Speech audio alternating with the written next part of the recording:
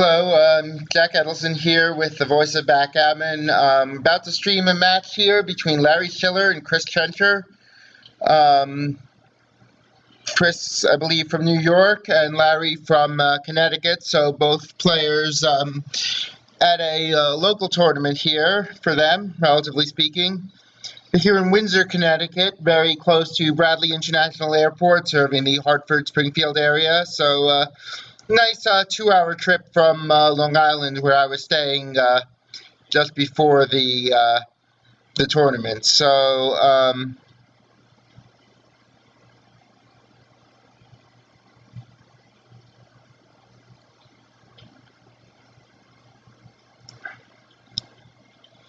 just waiting for the players to set their clocks. And this is a 13-point match. The first round of the Masters. There are 13 players in the Masters. So each of these players has to win 4 matches to win it all. Larry, of course, finished second at Montreal, so an excellent performance, and played some really excellent backgammon. He's really showing himself to be a very dangerous, very good player. And Chris Trencher, I've only played him once, but definitely a very dangerous opponent. So this should be a good match, and we will see how this goes.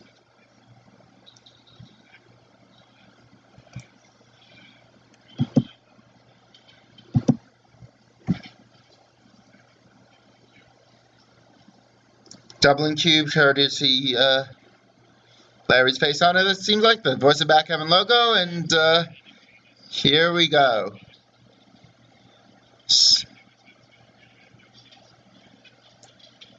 Little banter from the players. Not sure if the audience can hear it here. And a 6-5 for Larry makes the lover's leap, traditional opening play of the 6-5. And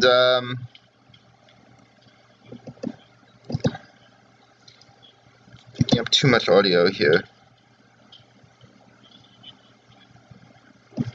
6-2. Chris Trencher makes the traditional reply of splitting all the way, contesting key territory in the outfield. An excellent roll for Larry. He not only hits, but he runs his last back checker out. So if Larry is off to a big racing lead, and if he can bring this home, he should win the game. But it's not easy to bring this home because Chris's checkers control a lot of territory, and Larry doesn't have any points made yet beyond what he starts with, so not many safe landing spots. So I think that's a good play by Chris, just keeping his checkers split up. He wants to be able to hit a shot later, because if he doesn't, Larry will just bring this home. So it's okay to take some risks, leave some shots, and let Larry try to see if he can get home safely. So 2-1 to play.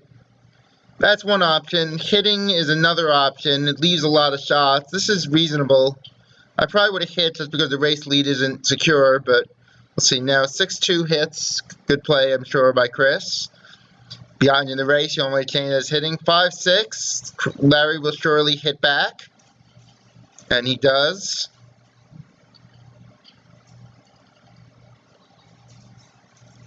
Two-1. Chris will enter and hit. Again, fighting for key points. You gotta fight for key points early in the game. And that's a double fives? Yes, double fives. So you can hit 3 checkers if he wants. Definitely I would put 2 on the bar. And this is a chance to switch game plans, right? At first, Larry was playing a racing game, but now he's got a chance to get a very dangerous attack going. He hits 2. I might hit the 3rd just to stop him from anchoring, because that's how Chris can turn this game around, get the anchor, get a shot. I would have hit the 3rd checker there, but Larry's play still not bad. Now Larry thinking about doubling. It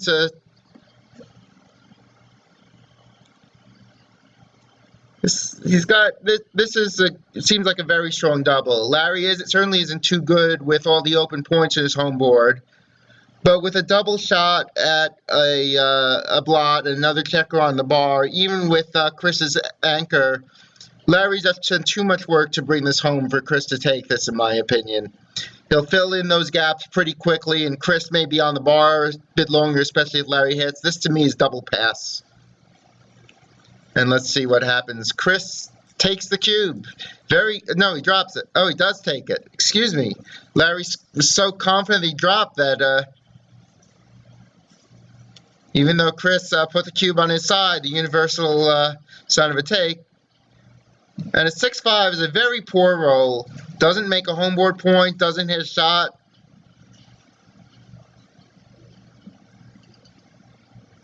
So, anyway, now Chris with double fours, not a bad roll, even though it doesn't hit anything. At least he enters and makes a homeboard point.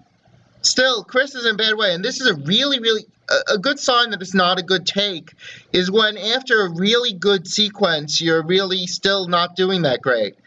And Chris that was a really good sequence for Chris coming in with that roll with the double fours after Larry failed to hit or make a point. And Chris is still in big trouble. Larry's got plenty of spares, threatening to eventually maybe make the 4-point on Chris's head. So I don't think Chris should have taken this cube. I think it was a good double, and it should have been a drop. But Chris now tries to make a homeboard up. And Larry looking for some good numbers to bring this home. Double sixes, very good number, just clears the midpoint. Yes, he has to burn a check of the ace, but he clears the midpoint. He's got 2 spares each on all the points he has to clear, which is good news for Larry. Chris Trencher with the double sixes. In return,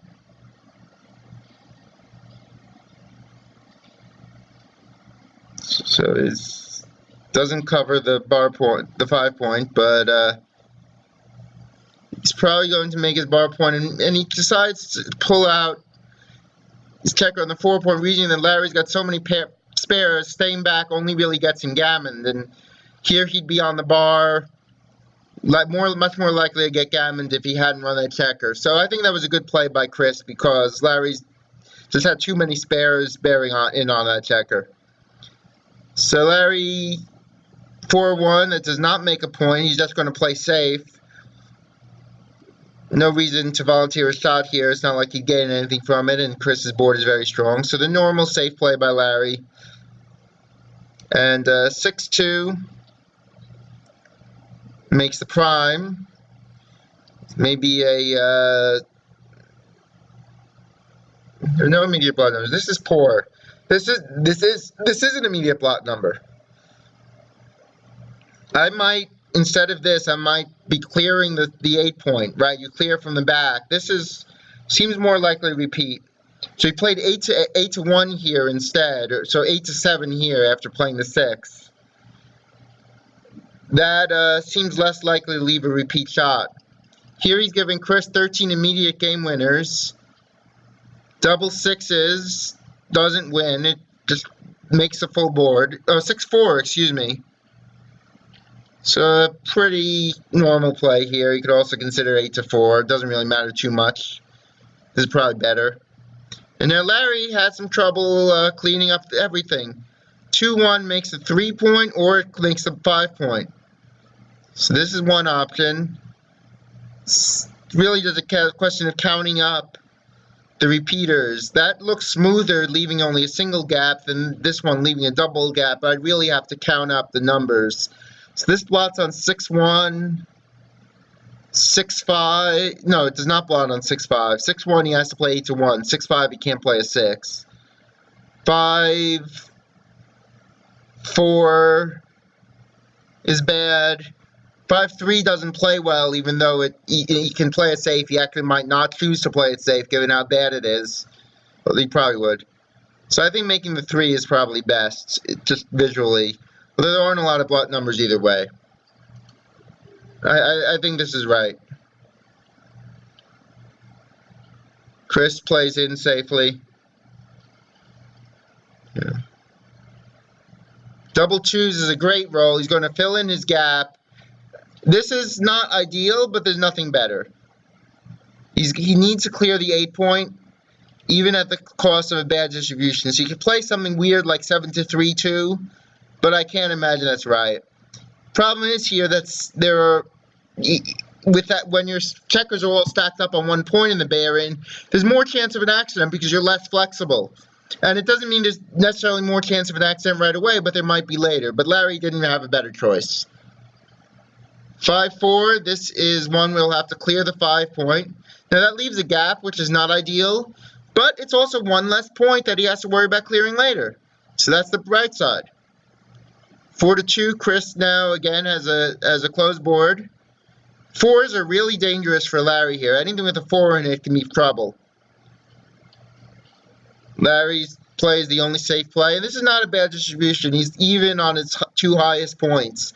And when you're even on your 2 highest points, that gives you the ability to play numbers a bit more safely because you can play 1 off of each back point.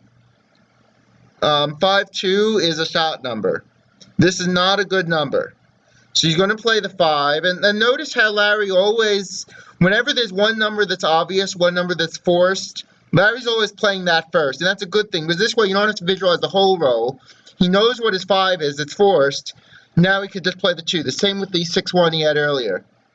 So this leaves 13 numbers. It leaves everything, every 4 plus 3-1. This one just leaves aces, but it's going to repeat a lot. Generally speaking, if you clear from the back, you might leave more shots right away, but it'll clear up very nicely. So if he plays 6-4, very likely he'll be able to move a checker off of his 6 point next turn, and also a checker off his 4 point, right? This is very likely to be safe next roll if he's not hit. If he played 3-1, it's fewer shots right away, but he's more likely to get hit next turn. So this seems right. Chris misses yet again.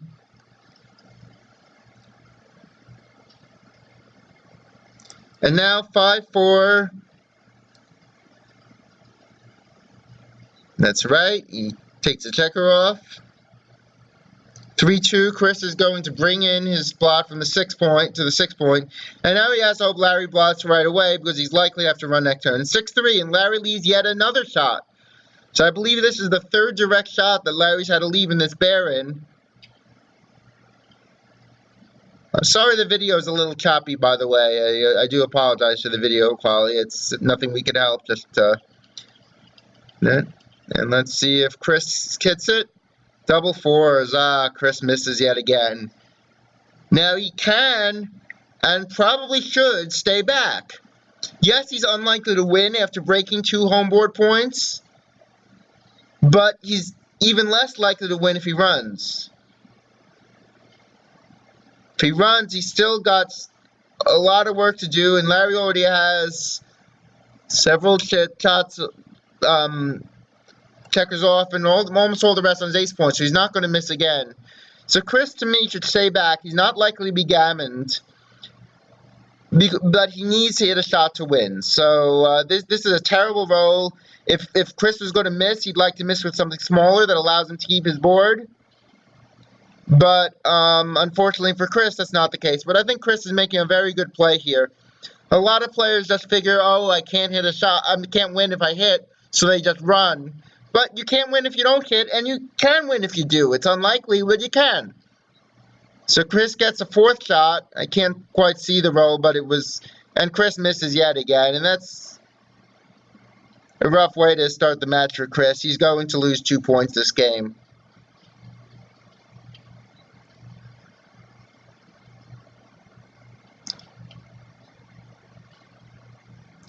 So this is Jen. He can't lose a gammon. He can't win the game. 2-0 Larry. Match to 13. Still a lot of time for Chris's luck to turn around, certainly. And so I'm here again with the voice of Backgammon. Larry Shiller is the voice of Backgammon, but of course he cannot be with us right now because he's playing in this match. So it's Jack Edelson here doing commentary for the voice of Backgammon. A really great endeavor from Larry Shiller. I'm just saying that because I know he'll watch it later. No, it really is great to have all these stream matches from tournaments with live commentary here on Twitch. 4-2. Larry, again, started with 6-5 last time. So, Chris starts making a prime, so Larry hops out. He could also have considered just stepping up and coming down with the 5. So as long as he hops up to the edge of the prime with a 2, there's a bit less urgency about running with the 5. I don't know whether it might have been right, it might not have been. I might have just considered stepping up with the 2 and coming down. But Larry hits here. So this is a good turn of events for Larry. But Chris hits right back. So let's see if some of Chris's luck will take 2-6 from the bar. Now Larry is smiling smugly. He seems very happy about this turn of events, and Chris can't hit from the bar. But he has some good chances. He's got a 4 prime. He's got a chance to build some sort of backgammon position, maybe. Not a bad case for Chris. Obviously, Larry's the favorite. I can't read that. It's a 6-4, maybe.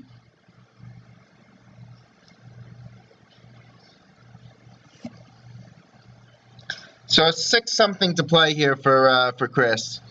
So this is some mix of a holding game and a backgammon. So a holding game is when you're holding a point on your opponent's board, and hoping you get a shot later. And he's got the added checker all the way back to help hit shots. So even though Larry has an advantage, it's still way too early to double. And we see why. 6-2 leaves a shot. So Chris figured there wasn't too much risk in putting a checker out within a 4-shot of all Larry's checkers, because he's behind in the race anyway. So getting hit doesn't really hurt him. It might allow him to make a second point in Larry's home board. So Larry clears the 8-point, leaves Chris just an ace to hit, and Chris, after all those misses in game 1, Chris manages to hit. So now we have a whole new game here. Chris is going to try to contain Larry's checker, and Larry will try to get it around. 2-5, and Larry's going to play safe. He's not going to play down. He wants to develop that stack. This is a bit of a problem for Larry. He's got 7 checkers on 1 point, on what's his midpoint. And he wants to develop those checkers because you want to have all your checkers in the action. A stack of 7 is too much, but he doesn't have any safe landing spots for them. So Chris has a very solid game. He's definitely the favorite. He's thinking about whether to double. But to me, this is not enough of an advantage. He's 153 pips for Chris.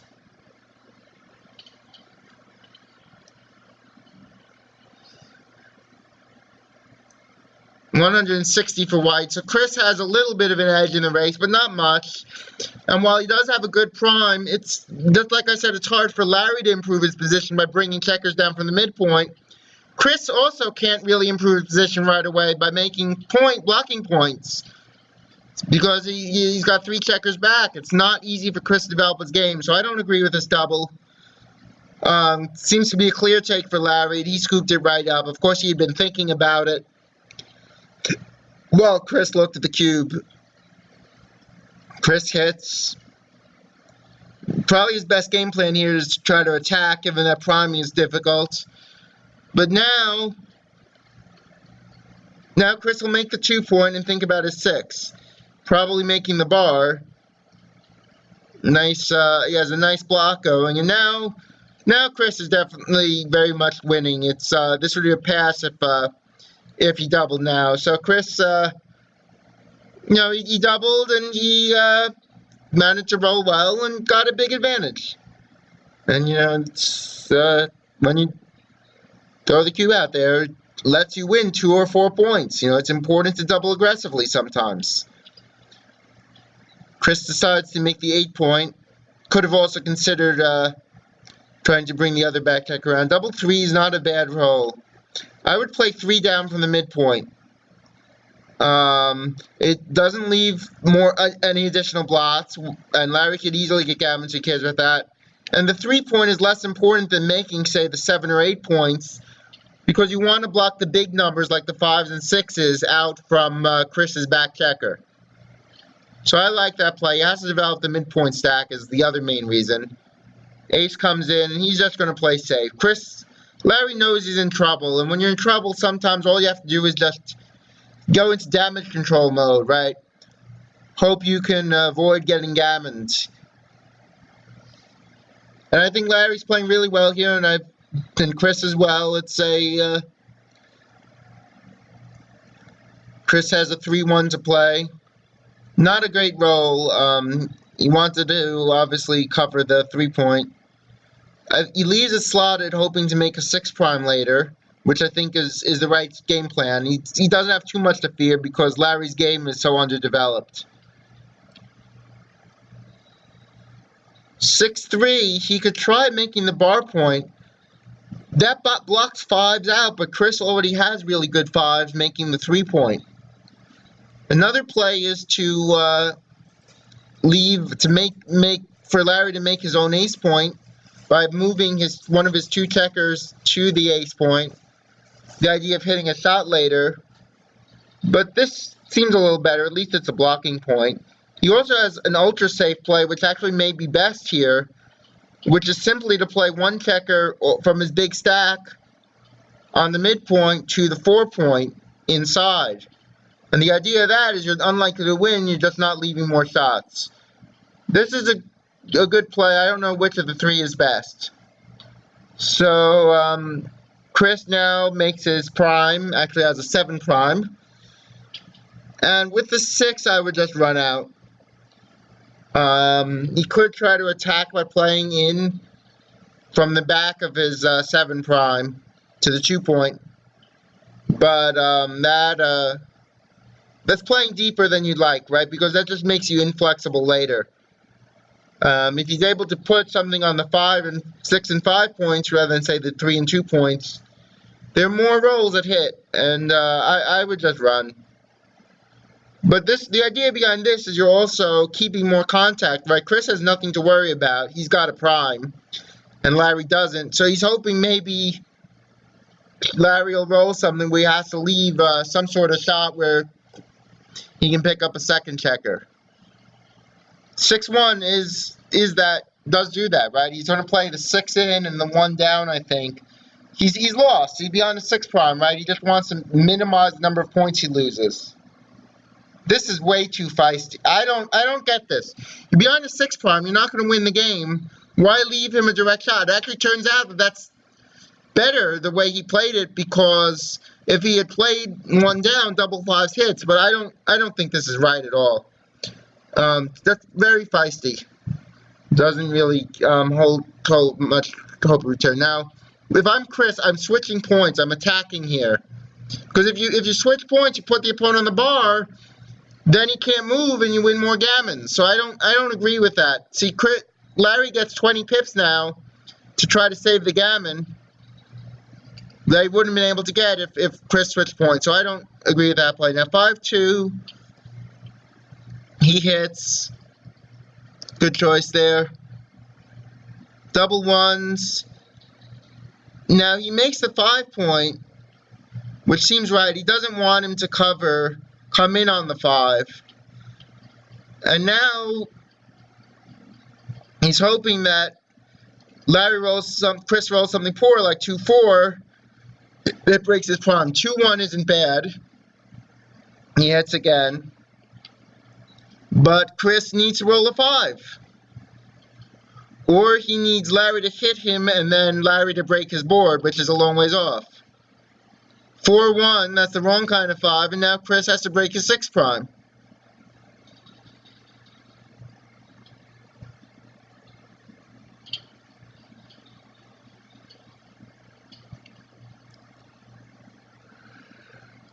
He'll probably break the prime from the back, so he still has a solid 5 prime and a solid 5-point board. But now Larry all of a sudden has winning chances. And if Larry rolls an ace and then gets a 6 even reasonably soon, that would be turnaround. Here, I don't like this play because now all Larry has to do is roll a 5 to get a strong game. He doesn't necessarily need it immediately. Again, wrong kind of 5. Both players not rolling quite what they need. This is a 4-1. Again, the wrong kind of 5. They're rolling on 2 dice what they need to roll on 1. Larry fans. And does Chris roll that vital 5? As soon as he rolls that 5, he's back. Wrong kind of 5! Jesus! And now Larry is thinking, do I cube this? The problem here that why he can't cube. So 5s are good for Chris, and 6s don't play at all. So it's not that a 6 will hurt him. So Chris has that to preserve his timing, right? Normally it's the 6s that really hurt your timing and force you to break, but here they don't work. And the 5s that often usually hurt your timing are actually very good. Double 4s is horrible. Chris has to break down his board, and now Larry should double him out, I think. He's definitely not too good because Chris can roll a 5 and get a big racing lead. Actually, this may not be a pass, excuse me. Right? Because Chris has this big racing lead, and Larry's going to have to hit. Larry will definitely have to hit if he's going to turn this around, because he needs to close Chris out because Chris is in the race. But Chris has a 4-point board, and with a 4-point board, if Larry hits loose, Chris can hit back. But again, Chris will then face the same problems getting out after he hits back, right? You know, let's say Larry hits loose and Chris rolls a 2-3. Well, the good news, he gets a hit with the 2. The bad news, he has to break his board and leave a shot with the 3. Or 2-2 breaks his board as well. So this looks like a good double, and I don't think that Chris can take. Even if he does roll an immediate 5, Larry can improve his containment this roll. But he's also likely hit, right? He's got 20, 21, 22, 24, 26. He'll probably hit with about 29 different rolls, given that he'll hit with things like double 2s, he'll switch points or hit loose. Double 5s hits as well. So I think this is a good redouble and a good pass by Chris. But I could be wrong. I would not be shocked if this is a take, but it doesn't look like a take to me. So a 4-0 lead, and Chris has not had the best luck, and this match, got a few shots in the first game, and sometimes things don't break for you. You get your chances, and they don't work out, and that's been the story for Mr. Trencher here.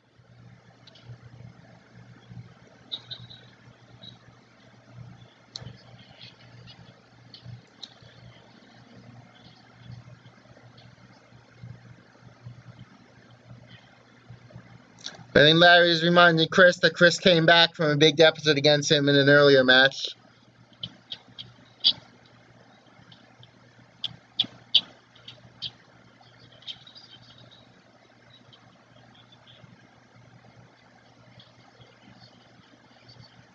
Yeah, Chris is saying that he should have thinks he might have been the case that he should have switched to the double 5s, and I definitely think he should have. But I mean, even if his play was wrong, right, he still has to get very unlucky for that to happen. Yeah, I didn't agree with that 4-1 that Larry and Chris are talking about. Yeah. 6-1, Larry makes the bar. 6-1, Chris makes an even better point, the 5 points. So 6-2, he's going to have to hit loose and come down, I think. Not much else to do here. Can run a checker all the way, but you got to fight for points. Is the issue that Chris, though, does have a 2-point board versus Larry's 1. So, but Larry doesn't play safe. Larry isn't going to play safe. I know him. He's going to hit. Or maybe I don't know him. Yeah. You got opponent's 2 checkers back. I mean, two points made. Better board. Race is close. Maybe you do run here. I don't know. I would find it hard to resist hitting. Yeah, that's okay. That doesn't matter. Yeah. All right, 6-2. 6-2. Naturally, Chris runs a back checker. And now it's likely to become a battle of primes. Who's able to build a better prime? No, Larry plays that correctly. Some people like to step up with the ace, but that doesn't make it any easier to roll, just get out, right? If you step up, you got 5s out. If you stay back, you got 6s out. It's actually easier to roll a 6 because there are more combinations that add up to 6. So Larry's right to stay back and not move the ace in the back. Instead, he just plays it 8 to 7, slight improvement. Now Puddle's Law, always run the last back checker. It's an exaggeration, but it's usually right. But here Chris gets punished for it with a big set of double 4s from Larry. And 3-4. He comes in on the 4. I would come in on the 3. You must be behind in the race by now.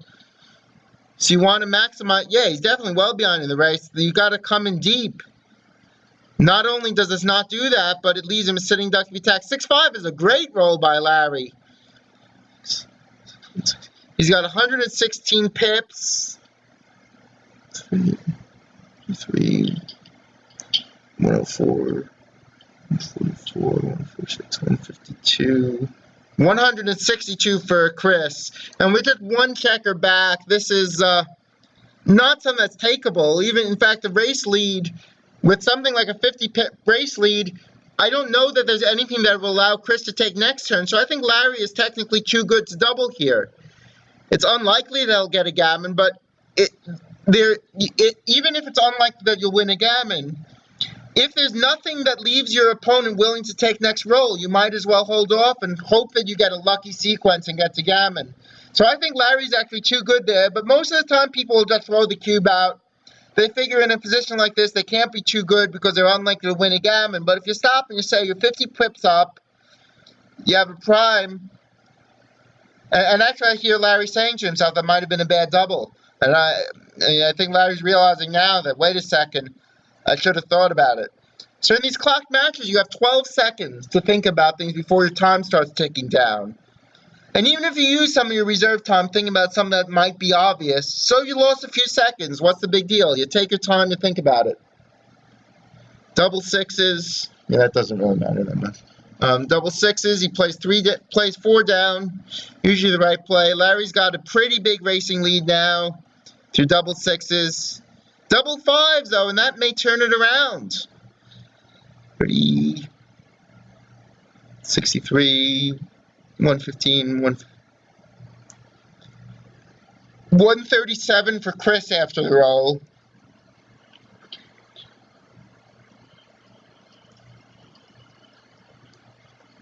$132 for Larry, so it's an even race, it looks like.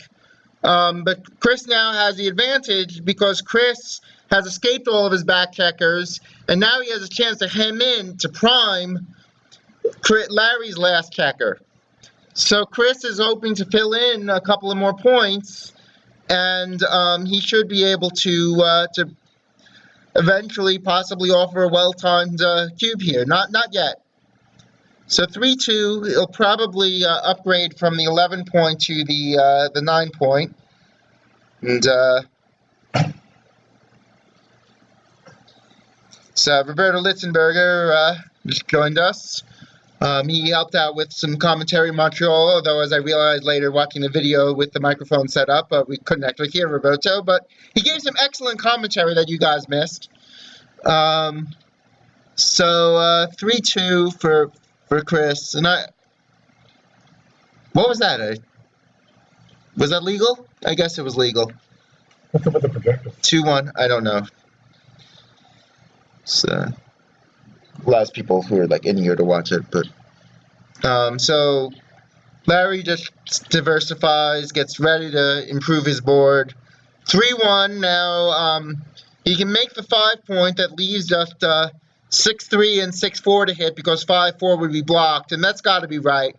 In fact, Chris has to think about doubling next turn because if he fills in the bar point, it would likely be a pass, but Larry just sprung ahead in the race with double 5. So even if Chris makes up the prime, Larry can eventually just step up to the edge and run out.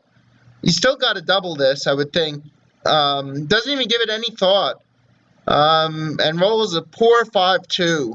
He makes a 4-point. He leaves a lot of shots. 6-2, 6-3, 6-4 if he makes his next point in his home board with the 5-2. He has a totally safe play, bringing one checker down from the back from his midpoint with the 2, and then coming in with from 10 to 5, which still gives him a good chance of making the bar.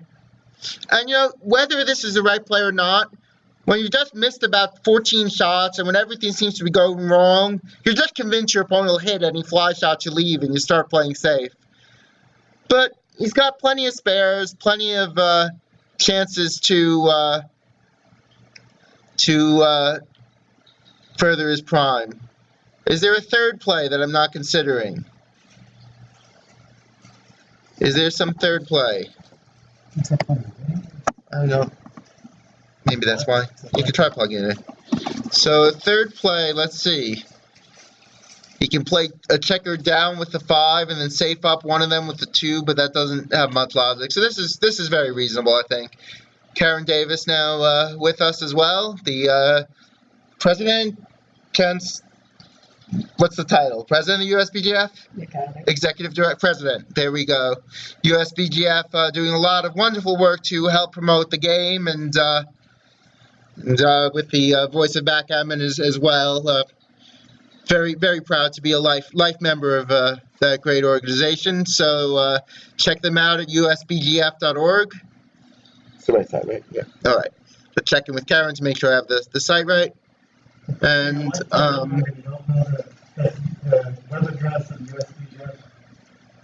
I got it right.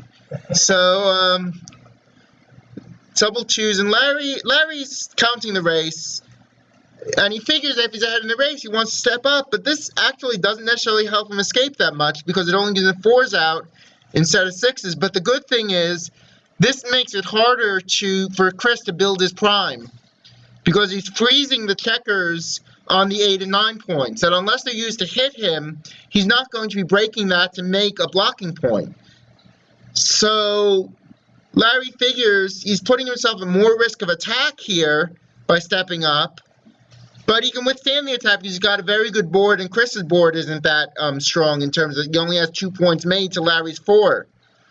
So he figures he maybe wants to step up, prevent Chris from building a better block, and have a better chance of maybe escaping later into a winning race. So this is a tough play. And Larry doing the right thing when you got a tough play of giving it serious consideration. And maybe you can dim the lights a little. There's switches over there. So just trying to arrange things a little better with the setup we've got here. So Is that working yet? yeah, it's fine.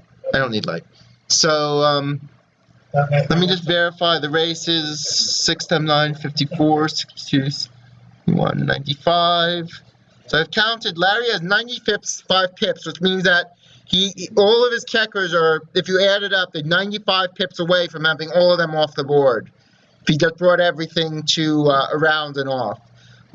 Chris has 39, 73, 85, 101, 121. So Chris is down 26. So I think stepping up was right to try to prevent Chris from priming.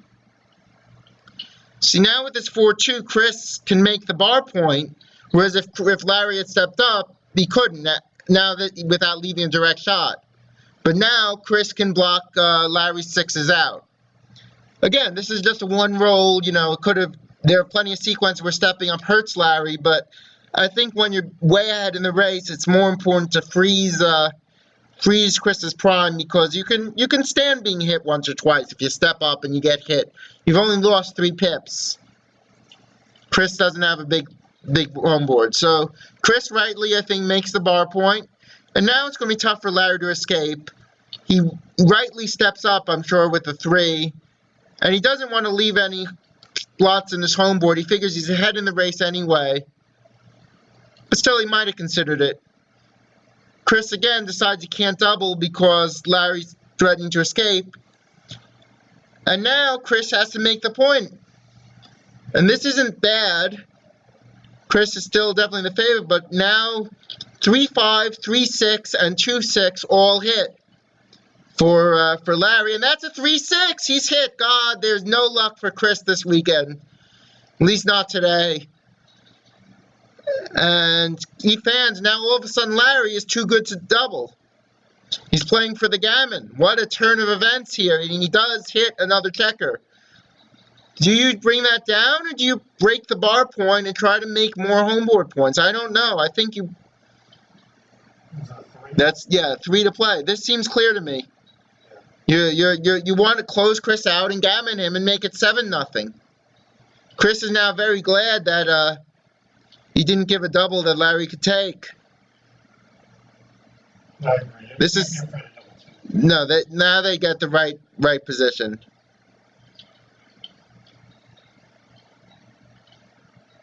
Yeah, I don't agree with this. This is he doesn't need the prime. He's going to bear in so quickly that Chris will probably still be on the bar when he gets in. So diversify your builders.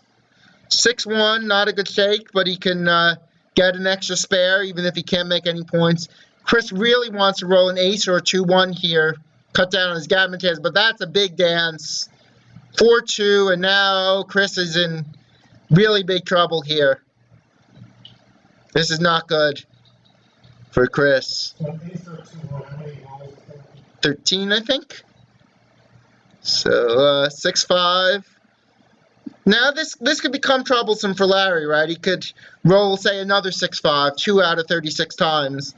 But he's still way too good because Gammon's very like 5-4 is another bad one. Oh my God, what a turn if Chris can hit this. Larry's looking at the board in disbelief. Clear from the back, Larry. Clear from the back. So if he leaves it this way, any 6 except for 6-4 leaves a repeating shot. Plus rolls like double 5s. If you just cleared from the back by playing with the 6 in the mat, a lot fewer numbers would repeat. Now here's a 2. Now does Larry think about doubling here? No. Double 3s looks good until you realize you have to play 4 of them. First 3 are good. And now he just breaks the back point. Yeah, so there's always a saying in backgammon, you clear from the rear. That's how you avoid leaving repeat shots. You take the furthest point and you clear that first. If you have to leave a shot, you'll leave it there, because this way you can play your 6s and you know, other numbers safely. So Larry, again, in good shape, though. He entered, and Chris can't enter for the life of him. So Larry is still playing for a gammon. In fact, he might even pick up a 3rd checker.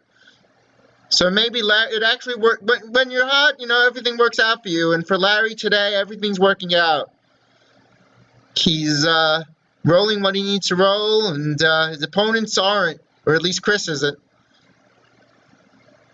So 6-3, only takes 1 checker off. 6-1. Now this is a oh, he still has 1 checker in the air. So this is just a slaughter. Fortunately for Chris, the cube is still in the middle.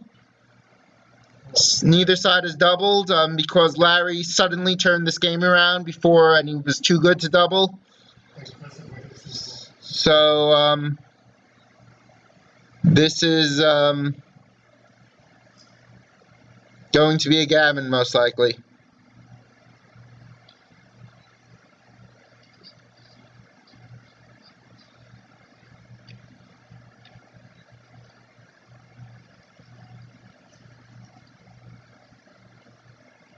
And that ends it. So again, I'm here with the voice of Backgammon. Check out our sponsors, Gammon Stuff, for boards, dice, and other backgammon stuff. Great site, great stuff. And the United States Backgammon Federation that I mentioned. And let's get back to the action here. A 6-4 to play for Chris Trencher. Behind in the match, he might want to consider making the 2-point this far behind, but it's a matter of taste to some degree as well. If maybe Chris likes to play these kinds of positions, but double 3s for Larry. This is the right play at most scores, unless you really need a gammon, and certainly with the match lead, that's certainly right. 6-4. he's going to run out. He's ahead in the race, so when you're ahead in the race, just try to make it a race. Good play by Larry, I think. 2-6. Now he can hit, but the 6 is awkward. He could also make the bar point, but when in doubt, hit. You've got an anchor, so you have less to fear if you're hit back. They always say when you've got an anchor, you should be playing more boldly. And that's absolutely a great rule, and Chris follows it.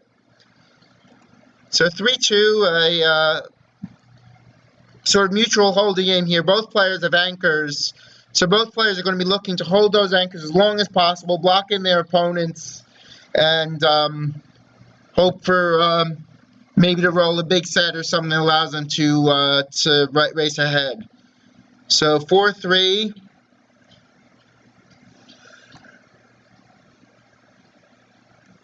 So Larry has to just decide how to arrange his checkers. I'd probably start slotting home board points. He wants to make a board in case he hits Chris later. Bunch of different ways to do this. He can play one checker off of the 8 and then one checker off of his stack on the 6, the 8 point. Or you can just play 2 checkers off of the stack on the 6 with the idea of keeping spares so that certain numbers aren't awkward. But there aren't that many awkward numbers here, so this seems right. It's a 1-4. A little awkward here. He'd like to make another point, but he doesn't want to leave a direct shot because Larry could hit. Oh, he does leave a direct shot. Now, if you're leaving direct shot, why not just make the 5 point? But he decides to slot the 5. Larry would have loved to roll a 2, but he doesn't. So now it's 6-5. He's just going to probably just start a 3rd point. Or he decides that he doesn't really need his prime, and he's just going to rig his 8 point. Now, Chris doubles. Larry's got to take this. I mean, a 3-point holding game is often a take when your opponent has the midpoint. And instead of the midpoint, Chris has the 20 point, so he's got further to bring his back checker. So this is a very clear take for Larry. You know, a lot of people get scared off by cubes when they're well ahead in the match, but that's true if the position is very gammonish, because you don't want to lose 4 points. And also, when in gammonish positions, a lot of your equity comes from the fact that you have good winning chances and you have the chance to give the cube back. Well, Larry's not likely to want to let the cube get very big here. But here, there aren't a lot of gammon losses, and Larry wins a lot of games, right? Chris may fail to make the 5 prime. Chris may have trouble getting his back checkers around. This seems like a very clear take to me. So Larry's thinking about it, doesn't want to rashly grab a cube he shouldn't grab.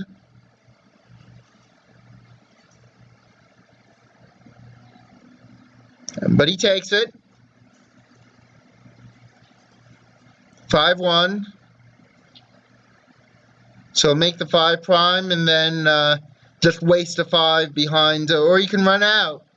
Right now, Larry will hit if he can at least cover one of the blots, and that does. This is very clear to hit because he needs to get something going. Now, if Chris dances, Larry has a chance to make another point and maybe make a game of this. 5-6. And again, the same kind of decision as earlier, but now Chris is a little bit more reluctant to split because Larry's improved his board. So here I would say you just play safe. And Chris plays safe this time. So now Larry's again still a big underdog here, but he's got really decent chances. 6-1. He needs to keep the anchor. It's a security blanket.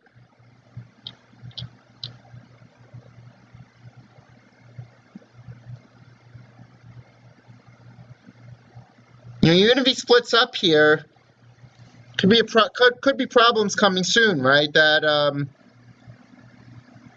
you know, even if Chris doesn't attack right away, it's going to be, unless Larry rolls another ace, it's going to be hard for him not to get attacked later. So 6-4. Again, Chris will probably just play safe and keep his prime. But now, again, Larry is hoping to have time to maybe force Chris to break his prime. So Chris goes bold. Figures that Larry doesn't have too much attacking chances. And double threes does not hit. So Chris's bold play works out for him. Usually you want to keep the anchor as long as possible, but Chris maybe felt that he was being squeezed off a bit. I don't know about that. I would have just made the ace point, left the checkers in the outfield. If you get hit, so what? It's a fly shot, and then you have a chance of return shot. If he made his ace point, he makes it harder for Chris to just simply run out from the back. So Larry plays this way rather than making the ace point because he wants to kill sixes. So he'd like it that he doesn't have to play sixes next turn so that his board holds up a bit longer, right? If sometimes having unplayable numbers is a good thing. Roll say 6-3, all he has to can do is just make the ace point. And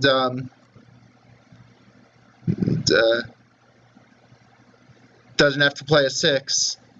Double threes for Chris.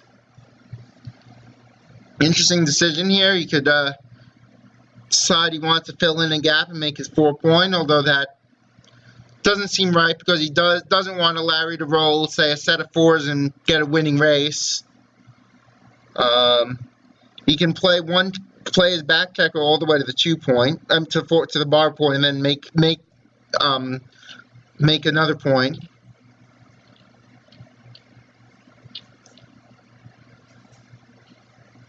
So the good thing about this play is if Larry ever runs with one checker, Chris now has a good home board, and then he can attack whatever's left behind. Double 5s, poor roll here.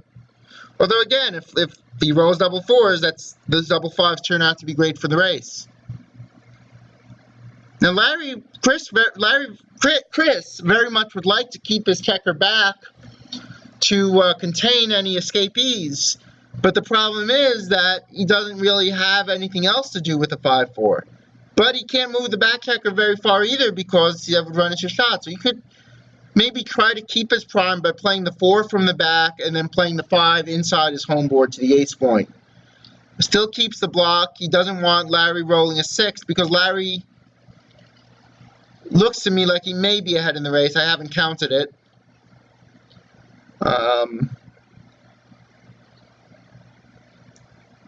Double 2s forces Larry to break down. So Chris really has less to fear in terms of leaving shots here, but he'll still probably play the safe just because that's the only way to keep his prime, right? He wants to keep his prime.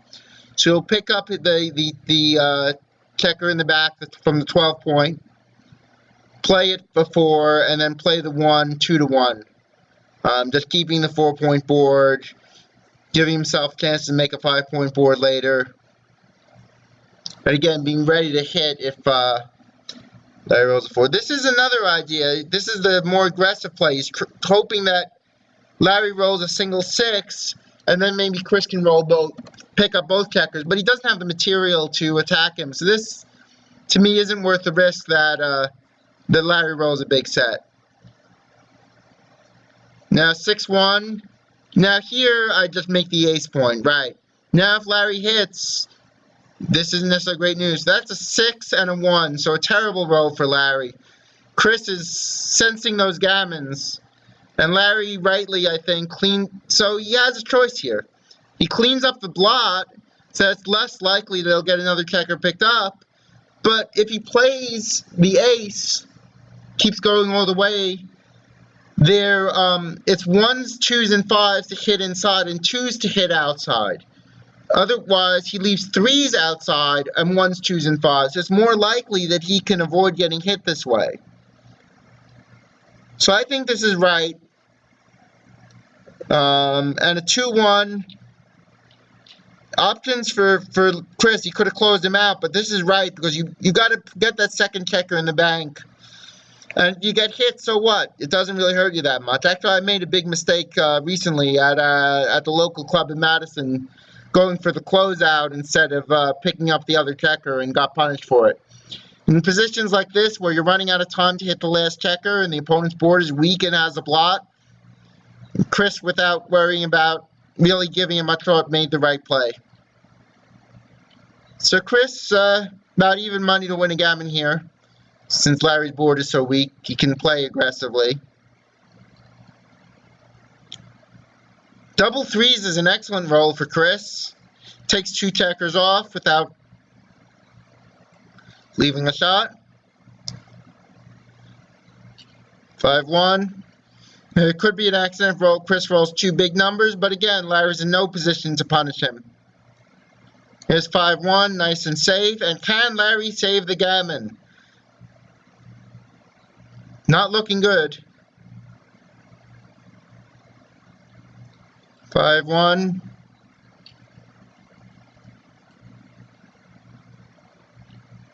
It looks like a big number. Oh, even when things aren't going Larry's way, they're going Larry's way.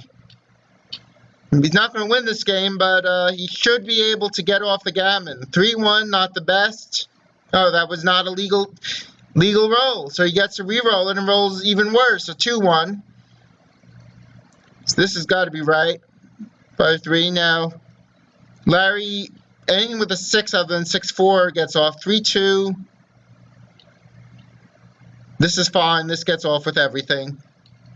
So Chris has to roll 2s or better here, and that's 5-4. No gammon. It's 7-2.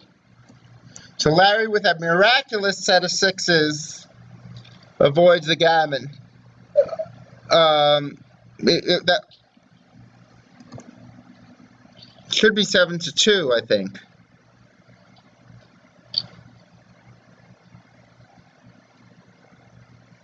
Was there a recube in that game? Was that a 4-cube? Maybe there was a 4-cube there. I thought that was just 2 points. Hopefully they didn't misscore it. That's not the right. You hit 2 here. It's a standard reply. You hit, and then you make the 2 point. You've hit 2 checkers, and unless I'm misremembering something, that's got to be right. All right, Chris runs out. 3-2. He's going to safe up and step up. He's got a race lead, so just play safe. Again, when you have a lead in the race, that's when you play ultra safe. When you're behind in the race, you take risks. So with the nice race lead. All right, I can try to do it. Uh-oh. All right, thanks. So, sorry about that. Just we're a little close to a playing room, and not the room where the players are in. They can't hear us, but some people who are recording their matches have a third room. So, 5-1 to play. So, again, Larry just runs the last back checker. Looks like a good play to me. 3-2. 4-2, he's going to make the point. No safe place, you might as well lock up an asset. Seems normal.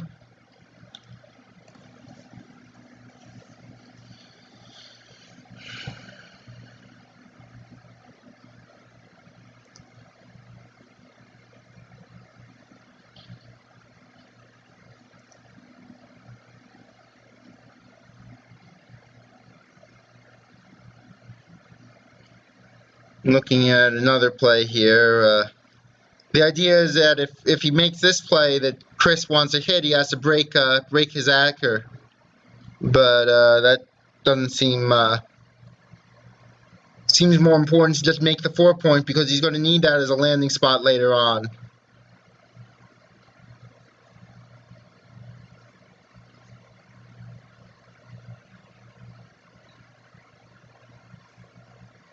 Said he makes a third play of bringing a 4 down and playing the 2 in the back, which gives him a nice diversification of spares. It's an interesting play. I wouldn't have considered it. I probably don't agree with it, but it's an interesting idea. So Chris makes the 3 point. And now 5-1 plays nice and safe. But again, Larry has to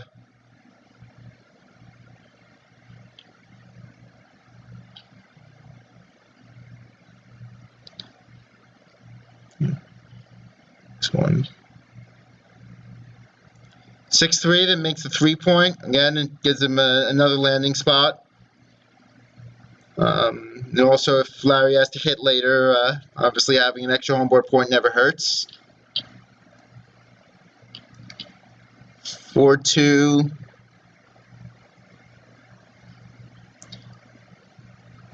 So Larry has to think about doubling, but this seems a bit premature. He's got a big race lead, but Chris has the anchor, and also Larry hasn't filled in many points in his home board. Now that he's made the 4-point, now it's time to think about the cube. Larry has to count the race. 86. Chris has 132 pips.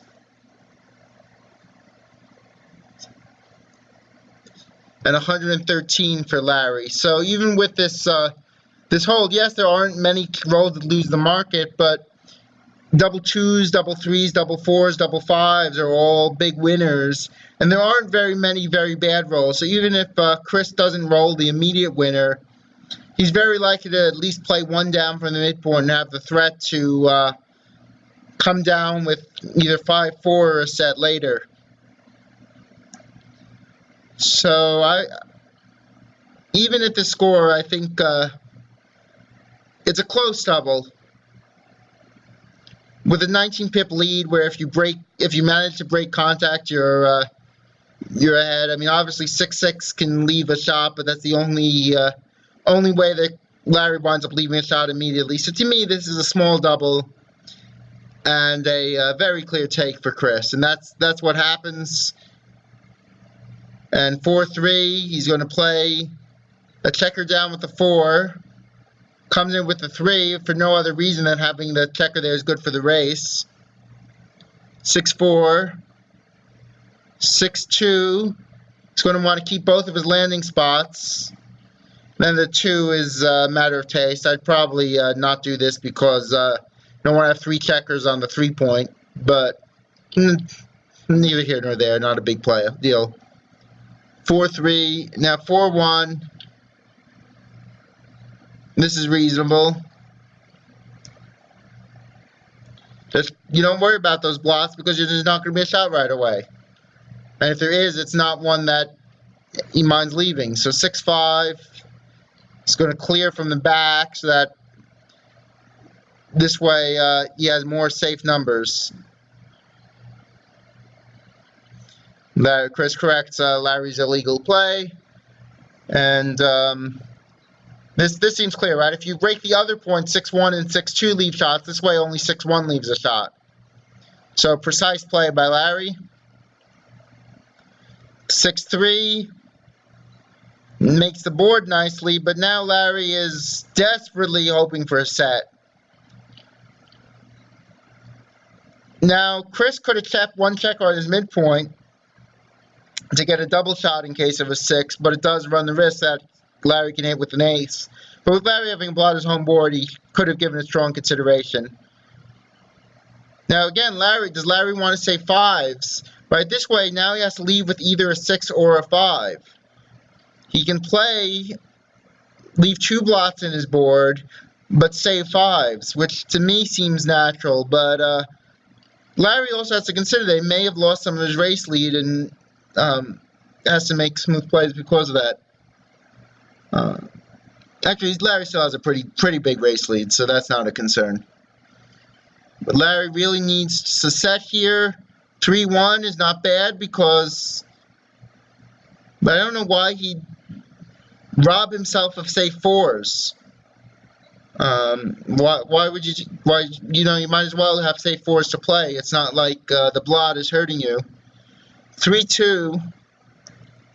Chris is going to slot the point. Normal. And there's the shot, so everything turns on this next roll, or almost everything. Big roll for Chris Trencher here. And he misses because that's what Chris has been doing all match. But Larry, there are a lot of rolls. 17 rolls don't come through here. Six whatever it was, 6-4. Larry gets through, and again, things are looking good for Larry Shiller as they so often have this match. Double fives give Chris an outside chance of pulling this off, but emphasis on outside chance. 3-1. Larry trying to give Chris some hope here, maybe. 6-2. Larry has 11 checkers left. 2-1. Larry's doing everything he can with his rolling to let Chris back into this game, but will Chris take advantage? He needs a set. Double ones. Takes 3 checkers off, but it's not a great roll. He's going to have to bank on rolling big sets later on, or at least big numbers. Chris is down to 10 checkers. Larry has 10 checkers as well. So Chris doesn't necessarily need a shot here if Larry manages to miss, but doesn't need a set here, but it'll be hard to win without one.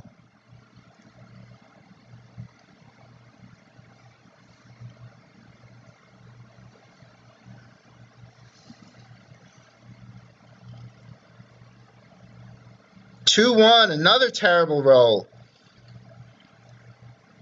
6-5 is a very good one. Chris may soon, not yet, but he may soon need to think about when he needs to send this back to 4.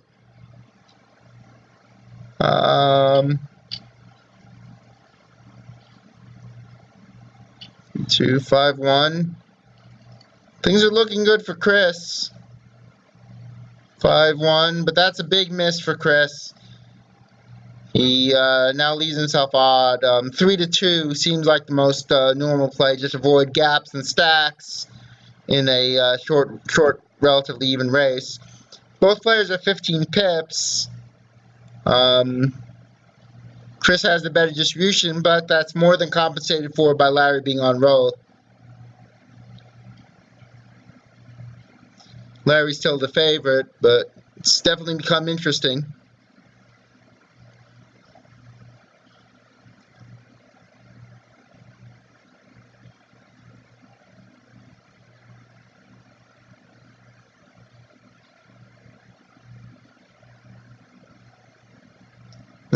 Chris is trying to cater to double threes, I guess, by playing this.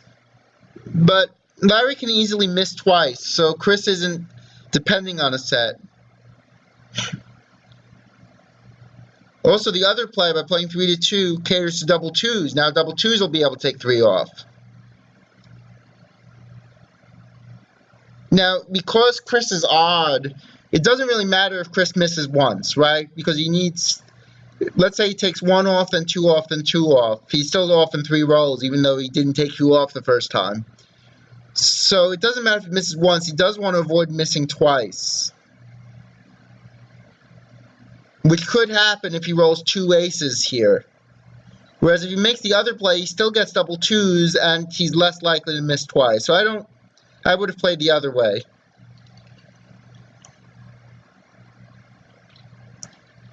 For 2. And now he takes 3-1.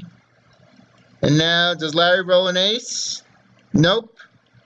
No ace. And Larry yet again pulls it out, and he's up 9-4. Larry complaining that was way too stressful. Worried that he'd have a 4 cube and lose, but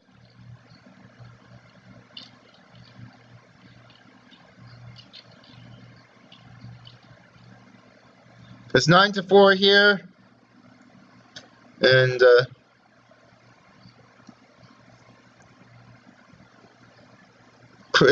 Larry's only 4 points away from winning the match. If he wins a gammon on a double cube, he's got the match over with. So doesn't mean that Chris should be overly cautious though, because Chris really needs to put some big points on the board fast. 3-2. And Larry goes to reverse split. Interesting try there. He makes the 5 point, and what else now? Do you step up? Do you play safe? Chris is looking at playing safe. Seems a little too cautious with the better board and whatnot. Hello. And 6-4, a very nice roll for Larry. Makes the opponent's bar point, and that's generally better than making a 4 point, especially since you want to play defense here. Your opponent has the better board, and you're ahead in the match. Making the opponent's bar point is very, very good defensive play. 2-1. Chris can anchor, but he doesn't really need to. So this seems right. He's got the better board. Maybe hope that Larry rolls something bad, leaves a shot. 5-2 is almost never a good roll, and now Larry probably going to stack him up. Just leave no shots, and I don't know. So you could double hit here, and the idea of double hitting is you may force the opponent to enter high, but at the same time you're leaving 2 blots and 12 shots, and double fives also hits. So this seems right. You make the stacks, make your candlesticks, and hope to roll something good. Chris makes the 3 point. And again, Larry just stacks them up. Right? Normally, you don't want to make stacks in backgammon, right? You want to spread your points around. But when you're ahead in the race in this kind of game, you don't want to leave shots. You just play safe. And sometimes the dice will take care of it for you, and sometimes they won't, in which case you just wind up leaving shots. But there's nothing you can do about that.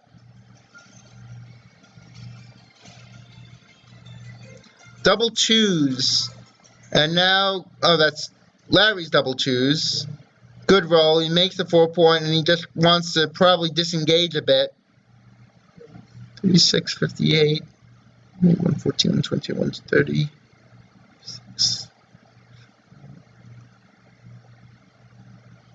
He is ahead in the race. So normally when you're ahead in the race, you want to bring the checkers from the bar point forward with the double twos, and I think that would have been better. Larry's idea here is that by bringing the 2 down, he might be able to make the 5 point, but I don't know about that. So Chris anchors with the 2, and now Larry has enough builders and has enough diversification that staying split up isn't right. Like when your opponent has only stacks, it's often good to keep the back checkers to avoid making that high anchor and let your opponent play behind you. You don't want to let your opponent play behind you. But once the Larry's diversified a bit, he has fewer bad rolls where he needs to play behind. There are more rolls that make that attack. So I think Chris was right to anchor there. I don't know. I'd have to count the race to figure out whether I'd want to switch to the 5 point, though. So just giving Larry even more room to play behind you. But this is reasonable. Chris has reasonable chances here. Yeah.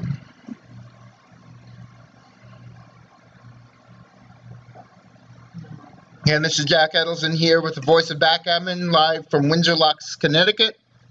The Connecticut Backgammon Tournament, run by Ross Gordon and his excellent staff that also helped run Montreal as well with the help of Gary Kalos there.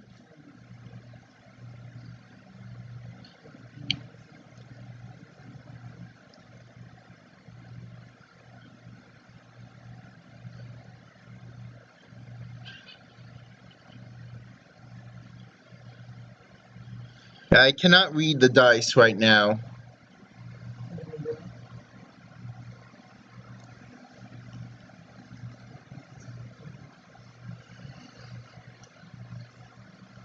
Two. If it's double twos, probably make the point twice, I would think. If you're behind in the race, which you are.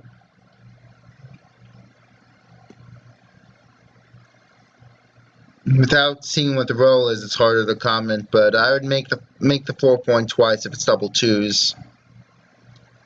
It's probably the only play that would be causing roll that would be causing Chris this much difficulty. He could make the 4 point and the bar point with the idea of keeping a spare on the 8, not a. The idea is if you play 8 to 4 and then make Larry's bar point by bringing the 2 back checkers 2 pips forward, you're saving a 6, so you're less likely to have to run into problems with quickly. Although even then, most of the 6s aren't great. 6. So this seems right to me.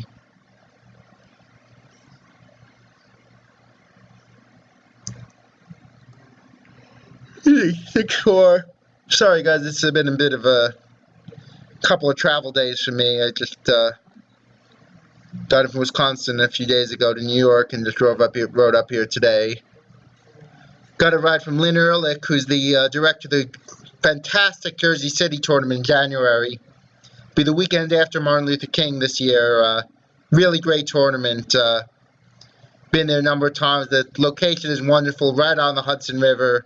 Jersey City is beautiful, and it's a 4-minute train ride from New York City. So if you go to chicagopoint.com and click Mark Your Calendars, you'll find information on the New York Metropolitan Open in January, which I could not more highly recommend attending. It's a beautiful tournament. Lynn and her staff do just a marvelous job there.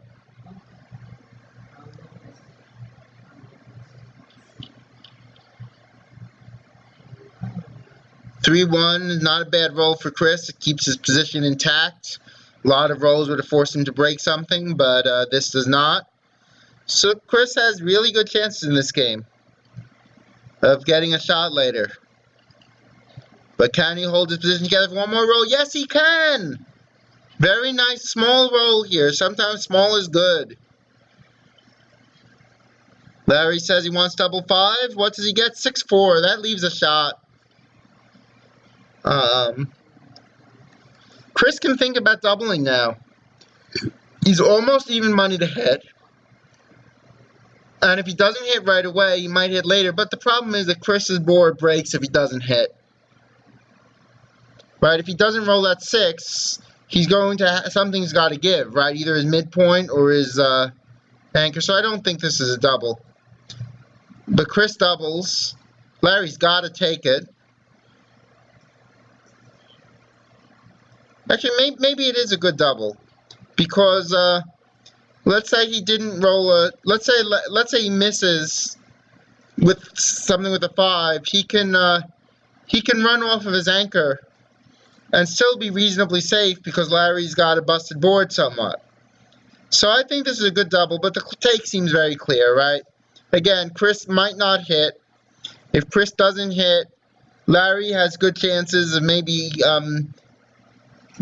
either attacking the checker that runs off of the anchor. He always has chances to roll a set and bring things home. Larry decides to pass though, so here I was saying no double. I did eventually talk myself into it being a good double just because when he doesn't hit, it's not so bad. And but apparently it was a good practical double because Larry passed it. And I think it was a good double objectively too as well, the more I looked at it. You know, he can afford to roll the 5 and run off the anchor or 4 or whatever, and half the time he hits and wins almost all the time then. So a good cube. Both players taking a break now. So check out our sponsors. Gammon Stuff. John Perner of Minnesota runs a really great store there. Go to Gammon Stuff for boards, dice, and other backgammon stuff. And check out the United States Backgammon Federation at usbgf.org.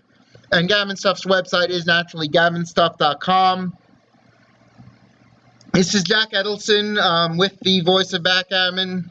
Larry Shiller is the brains and energy and everything else behind this operation. Using his setup here, he's really done a nice job. You know, a lot of streams, you watch them, there's very rarely commentary, and usually you can just see the board. Here, Larry's got a great setup. You can see the players. You can also see the commentator. Is whether that's a good thing or not is up to you. But really a great setup, great for the game. And follow us on twitch.tv/voice of backgammon. We also try to post links to our stream to bgonline.org/forums, which is the biggest backgammon forum. So I'm going to take a quick break and grab a banana while the players break. So I'll be back in 30 seconds.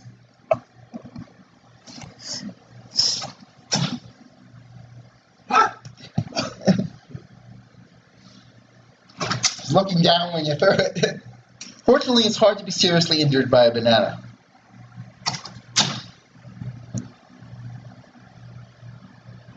Yeah, thanks. Just put that up before you came in.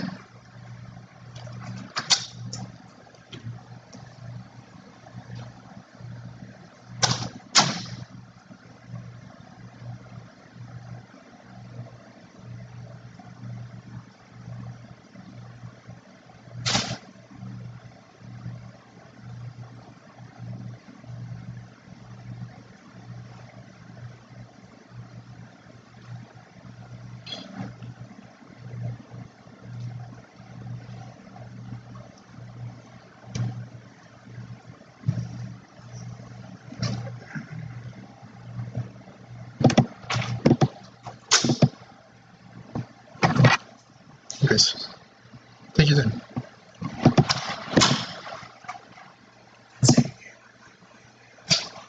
Damn dice. You've had no luck. Yeah.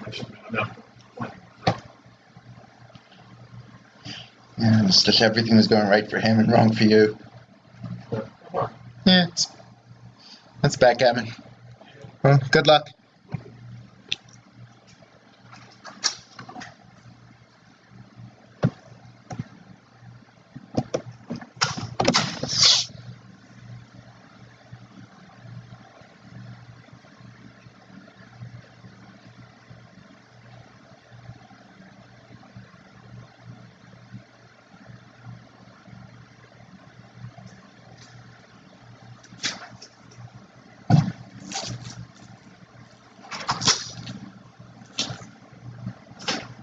Should I text you? Yeah, if you're going to be on a break for that. Because then I'll grab a refill on my water while I'm at it.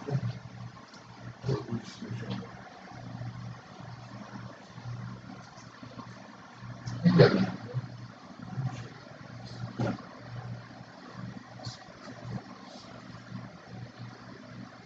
5 and 6. Yeah. Great. You will be like 2 minutes?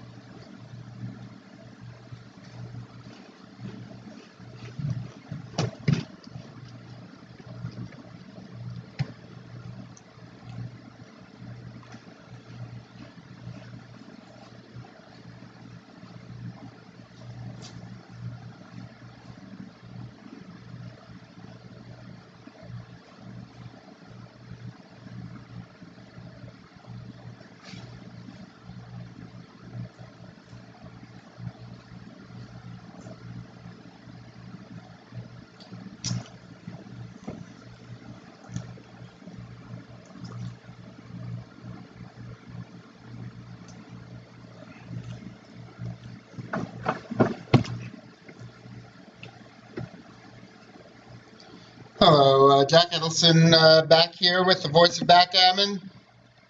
And both players taking a well-deserved break right now. They've played a long match so far. Larry's up 9-5 to 13. And just getting ready to get started again. So we will be back in a minute or two.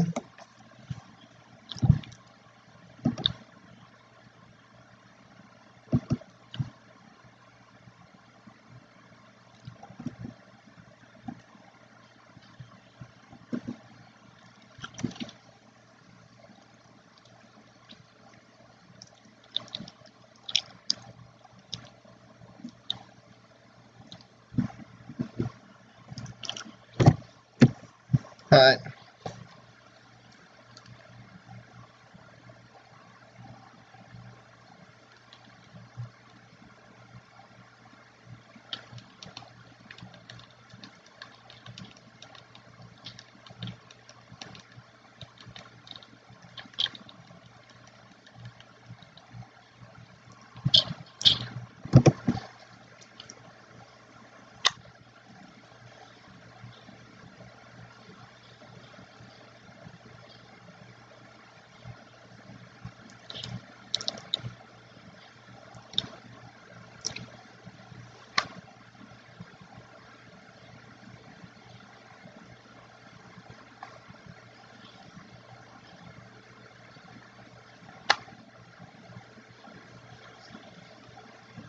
Yeah, I'm here. I'm ready. Oh, that doesn't. I was talking to Larry as if he could hear me.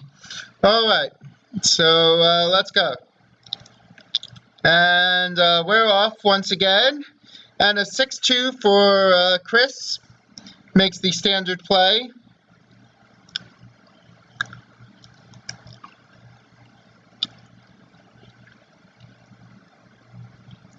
(3-1). General, it's almost always better to make the 5-point rather than hit in these kinds of situations.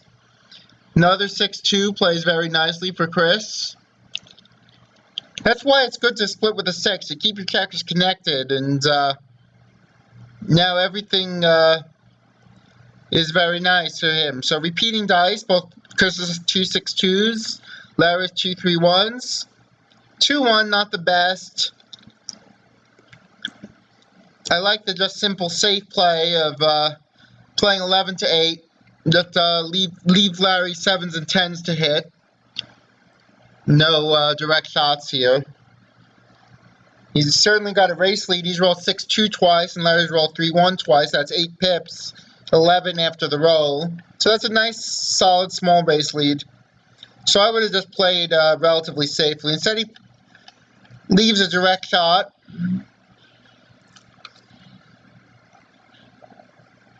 I don't agree with that, but we'll see.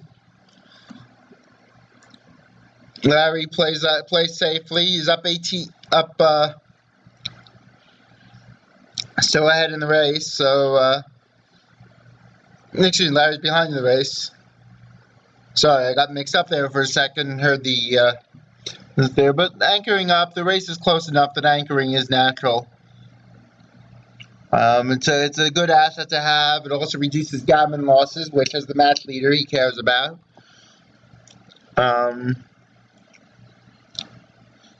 Especially since Chris is 8 away, where gammons play very efficient, get you to 4 away. 43. Very, very safe play. It might be a little too safe. He could have played a 4 down and made the 3-point. I don't know. Double 6s is great. And Larry acts as if he doesn't see it for a second, but 5. 128 pips for Larry, and 141 before that roll, so 138 for Chris. So again, this may be a good double. He's got 4 checkers. The rule of 4, right? If you've got 4 or fewer checkers on the midpoint, on the last point you need to clear, you can double. if you've got a big enough race lead. Because the idea is, if you have 5 checkers there, you're not threatening to clear it. Your opponent will still have a take even if you roll a set. But when you've got 4 checkers, now if you roll a set, your opponent can't take. Now, it's true you don't usually double because a set wins, but when there's nothing that really hurts you, you can double based on just a couple of really good rolls. So with double 2s, double 3s, double 4s, and double 5s, Larry loses his market. So Larry gives what I think is an excellent double here. Chris has to take it. The bar point holding games are, generally speaking, takes, and I don't see why this wouldn't be.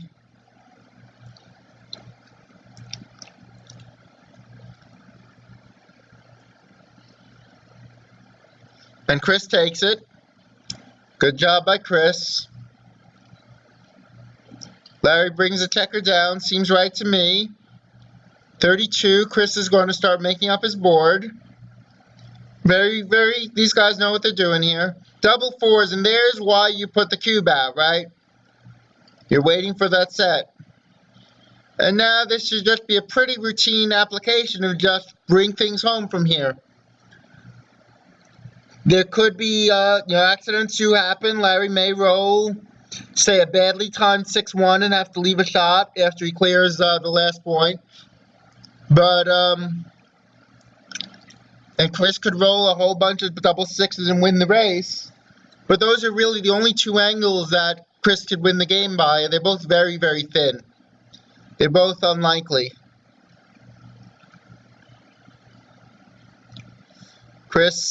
Larry just brings one in. 6-4.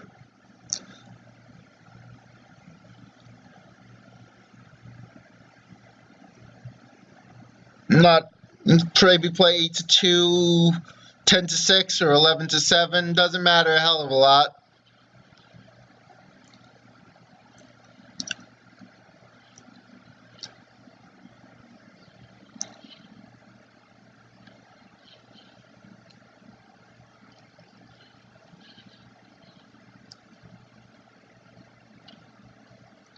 Four, 2. There's no contact left. Chris decided to break even what little contact remained last turn. Now 4-3 for Chris. Plays down. 4-2.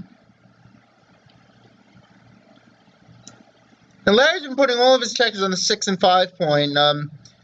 Thought maybe with the last roll and the roll before they might have considered maybe putting one on the 4 point, but what happens is you wind up playing your 4s very wastefully now, right? If he doesn't get more checkers on the 4 point, he's going to quickly have to play his 4s very low in his board, and that could prove costly. Double 6s gets Chris right back in it, and now a 6-3 for Larry. I don't know about the Baron taking. Maybe instead of playing in with the 3, I might have considered taking one off for the 5 point. But let's see. 66, 73 pips for Larry, and 50, 66, 71 for Chris. So this, and especially given the distribution, Chris maybe has a small distribution advantage as well. So 66 to 71. Normally a very, very easy take. And the issue for Larry, though, is that he can't redouble here. But this is to me, a very, very easy take. So Chris redoubles, Larry takes. And so now Larry will never redouble, right? Because 4 points already wins him a match. This is to 13. 6-1, good sequence for Larry, picks up 2 pips in the race. Double 3s is a nice roll, pretty big, gets him 12 pips. I don't know, I would have filled in one of the gaps, maybe probably the 3 point. But, tier 3s and 1s still play reasonably well for Chris, but I still would have filled in a gap. 5-3. Could have considered playing 4-5. 4-1 there as well. Double fives for Larry. Gosh, everything this match is going his way. He lets Chris roll. Chris rolls double sixes, and it just jacks the cube out to 4, and then Larry rolls a double fives. 4-2, pulls a checker from the 6. 5-1, he'll probably play 4-3.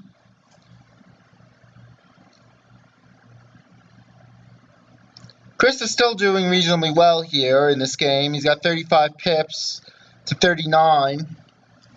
So with Larry on roll, it's pretty even, but Chris probably has slightly the better chances. 6-3, a nice roll for Larry, gets 2 checkers off. 4-3, pulls 2 for Chris. All coming down to these last few rolls. Can Chris tie up the match? 5-2, doesn't take anything off. 4-4, that's a really good roll. And we may very well have a tie ball game here in a minute. Let's see, will Larry come back with something? Double sixes ends it. That's upside down. Flipping them over, you got sixes. 1-1, not so great. 4-1, takes a checker off. 6-2. That gives him 4s or better. He couldn't get better than that. And double sixes. So we've got a tied match all of a sudden. Larry seems to be running away with this, and now it's tied.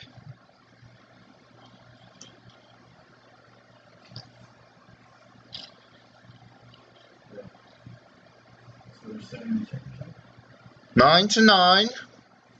Frank just got here, so he wanted. If you're going to meet him, I don't have to text him. I can't hear you. We'll talk later. All right. After the match, Ed. All right.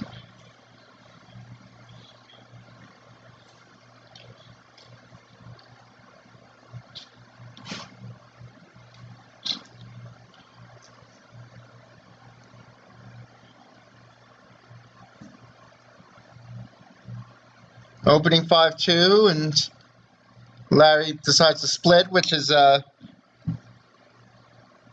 been the play that most people make here. Oh, Larry, Chris accidentally reset the clock. So with this kind of clock, if you hit the button once, it pauses it, but if you hit the button twice, it resets it. So now the players are fixing that. So while we fix that, let's again remind you of our really great sponsors, Gammon Stuff. Go to gammonstuff.com to get backgammon boards, dice, and of course stuff. And check out usbgf.org.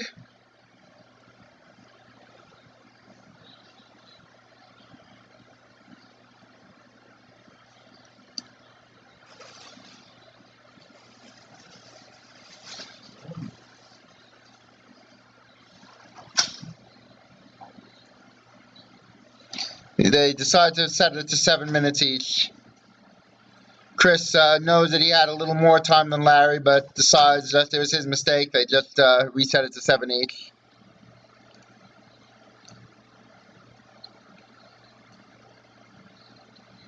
I think the only way to check it on my end would be to stop the streaming, and we don't want to do that. So 4-3.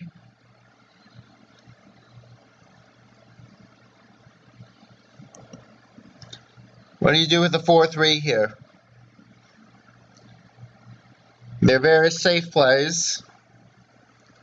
But it's also not that bad to, say, play a 4 down and play inside with the 3. The idea is you still want to build a board, but you don't want to strip down the 8 point and leave yourself, right? If you play 2 in from the 8, it's a very awkward distribution. This is another idea. You don't slot the best points, but you don't leave any shots and you don't strip the 8 point.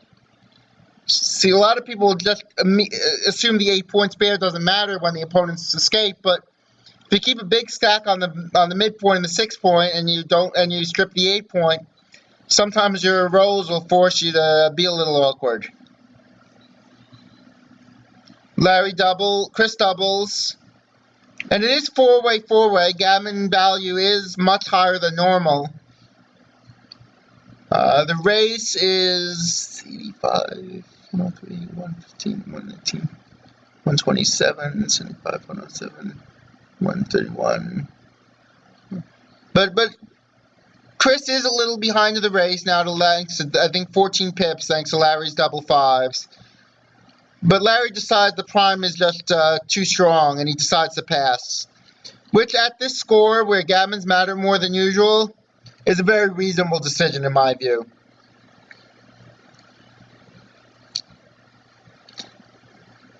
I might have taken, I might well have been wrong to do so. 6-3. And Chris runs. Normally one plays 6 out and 3 down, but Chris decides to run. Now double sixes. He can attack, but this seems sound as well. What Larry does have to consider, though, is the score, he's 4 away, so gammons mean more. And if you want to gammon somebody, what better way than to put him on the bar? So maybe at 4 away, I would actually attack and hit on the ace. It's also not that bad a play, right? He might enter high, and then your awkwardness doesn't matter because you can play behind him if, say, Chris entered with a 5. But moving on, Larry hits with 5-3. Hopes to make some of the points in between. Hitting 2 seems too big here, with 2 checkers still having a long way to go. This seems a little big, but it could certainly pay off. 3-2. And now Larry has to double this at 4 away.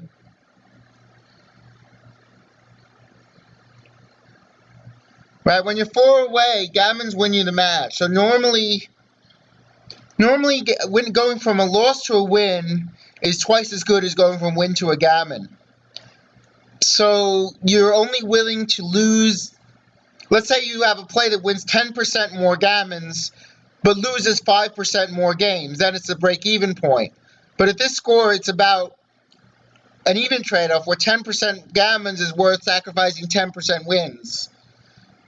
And with the gammonish position here, I think Larry could have doubled, and Chris would have had a tough time taking. But Larry decided not to double, which very surprising. I don't think he thinks he's too good to double because he's got 2 checkers back and a pretty raggedy position that if Chris rolls an anchoring number, he's got a good game. But maybe Larry did feel that he was too good to double. 5-4 is a really good roll. Chris needs an ace or an entering set. An ace gets him right back in the game. And now Larry enters with double ones, a really good roll. He'll probably just he can switch points, but making the 5-point and bar point is far stronger. Not even close. And now, again, Larry certainly might think that he's too good to double here, and he may well be right. But the problem for Larry is that he's got 3 checkers back, and the 4-point is hard to fill in. So let's say Chris rolls an ace or a 4-3. Chris is an anchor, and he's really not doing any worse than Larry is, but he might fan. So this is, to me, a double, and not a takeable one at the score. I thought it was double pass there. But Larry decides to play on and roll the double 4s. Not a great roll, but now Chris stays out. And now Larry's got to start bringing his checkers home. 6-1's a good start towards that. Chris still has 2 checkers in the air, but he enters both of them with a magnificent 5-4. Unfortunately, Larry still has tremendous attacking chances. Larry thinking about whether he has to double here. I can't imagine that Chris can take this because, again, gammon's worth too much here. Larry decides he's still too good. He rolls 6-3. Seems like you got to hit something because the whole point of this position is to attack. I don't agree. That may look pretty, but you're leaving 2 back checkers stranded. I think you just got to hope to finish up the attack, especially at the score, and then bring them home. Well, I say especially the score, it's less true when Larry hasn't doubled. But I still think he had to attack there. Now double fives really turns things around. Chris decides to attack, and now Chris has a chance maybe at picking up a second checker and getting gammon chances if Larry says that. But Larry gets right in, can't safety up everything, just reduces shots, now only aces and eights hit on the 3-5, that's... So we're not using the flat dice rule, die on checker rule being legal, but 6-2 comes to the same thing, it hits, and now Larry Shiller's in trouble. Larry Shiller's in trouble, and he rolls double fives, he fans. Now 3-away, your doubling window in gammonish position is fairly thin. So Chris doesn't really give any thought to the cube, and I don't blame him. Brings a 6 in, gets an attacker, gets the 5 out, avoids any accidents. 3-1, fans.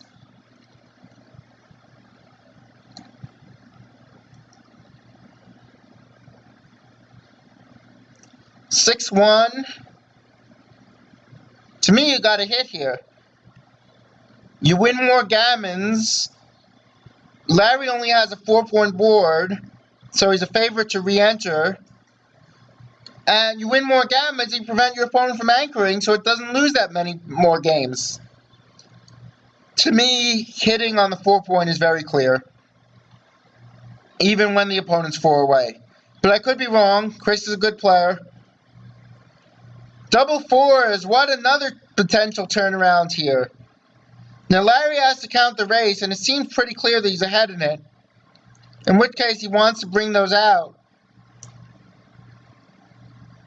75, 80, 92 pips for Larry, 76, 466, 499, 107 for Chris. So yes, a slight race lead for Larry. Now the only safe play for Chris, and he's got to make the safe play, is to kill a checker to the ace point. But of course Larry has problems getting home as well. And the issue for Larry is that in gammonish positions, you're doubling early at 4-way, 2-away, 4-way, 3-away, but less so in these positions where you're less likely to win a gammon. If Chris wins 2 points, he gets to Crawford, which is certainly worth a lot for him. So 4-1. Why not just play 9-4? Keep everything spread out. You're playing for the best race distribution here. I like 9-4 there instead of the play that was made. There's no need to put a third checker on the 2-point. Double twos is a nice roll though. And Larry will just count to verify that he's ahead in the race. And once he so verifies, he will hit the clock. 26, 35, 49, 80, 79 for Larry. That's 60, 72, 82, 85, 89, 92 for Chris. So this race lead is big enough.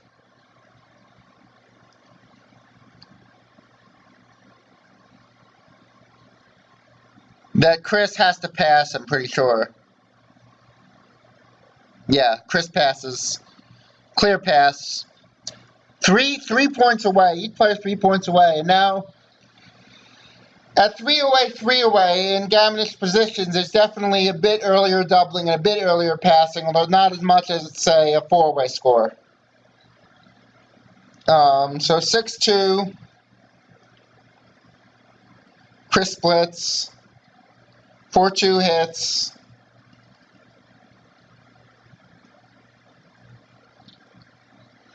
High 4 splits. And double fours, good roll. He'll probably, I don't know, I might make the 9-point here. Even though you're leaving the 2 shot, you're just giving yourself much better structure.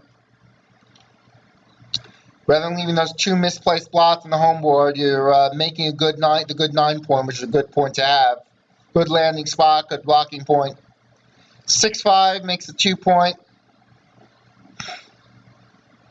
Another 6-5. He'll probably just make the bar point and burn a checker to the ace. Just again, there's no in these sort of mutual holding games, which is what we got here. Both players have the what's known as an anchor, right? You don't want to take unnecessary risks. You just play.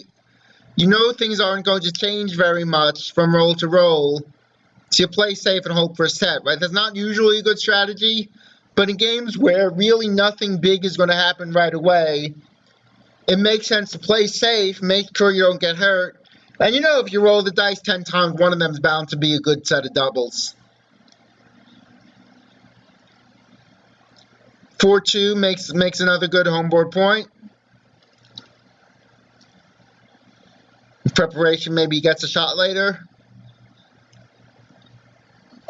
Chris makes a nice natural play, keeps spares on all his points. 5-3 makes the 3-point.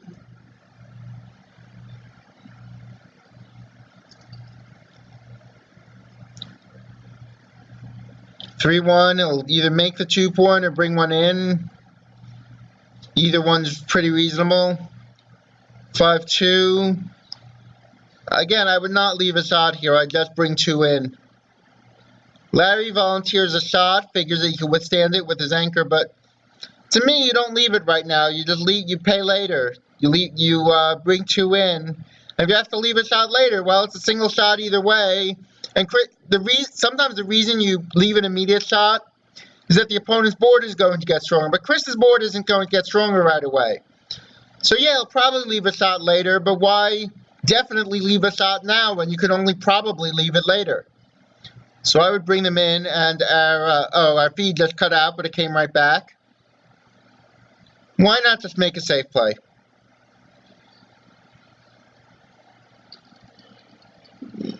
Larry leaves a shot. And now a 6-4 is a poor roll for Chris. Not only can't he hit, but he can't play safe. And this is another reason I think Larry should not have left the shot, is that Chris's position is only going to get worse. You want to leave the immediate shot when your opponent's position is about to get better, but you want to play safe when it's about to get worse. And that was definitely the case. 4-2 is a great roll for Larry. He covers with the 2 and he hits with the 4. Great roll. Double one spans, and now Larry doubles and Chris passes. So 11-10 in favor of Larry in a 13-point match. We're coming down the home stretch here. So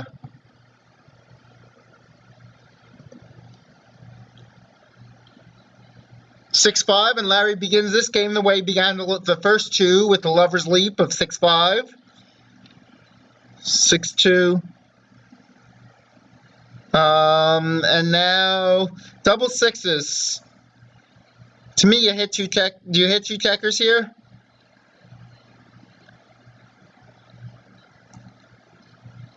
Yeah, I would have put the second checker up in the air. Tried to figure if your opponent's in the air, that gives you time to, if you hit 2 checkers, the opponent's likely to only enter one of them, and then you have time to run your back checker while your opponent's on the bar. So I would have hit the second one. This is a good roll, and this is clearly better than making the homeward point, because Larry's one liability is he got a checker back, and hitting gets to run that checker. Chris rolls a good return shot, hitting back.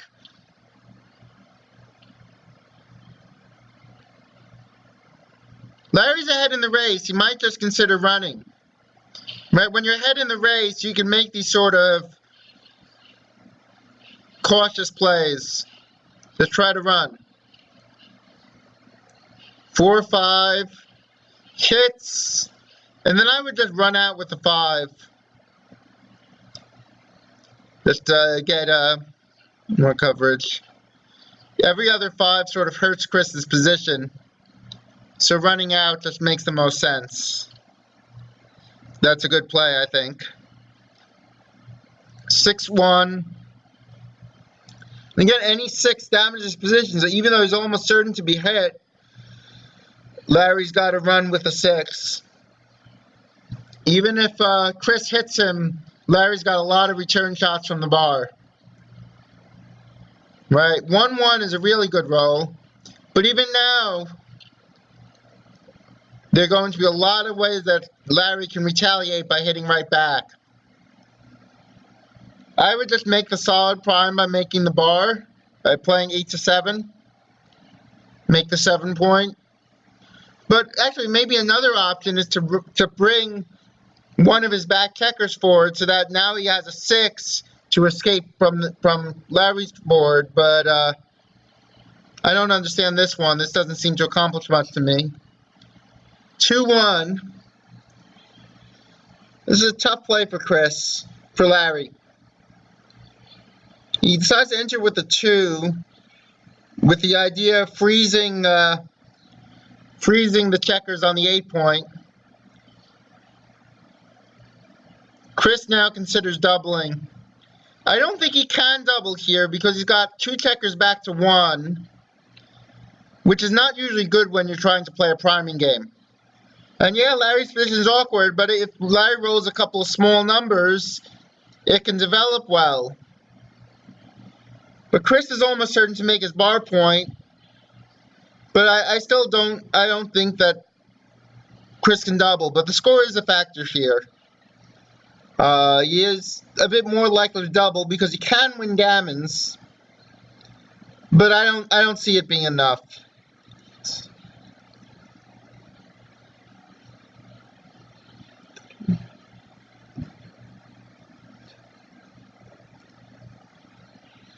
Larry actually has a pretty big racing lead. 131 to 159 or something like that.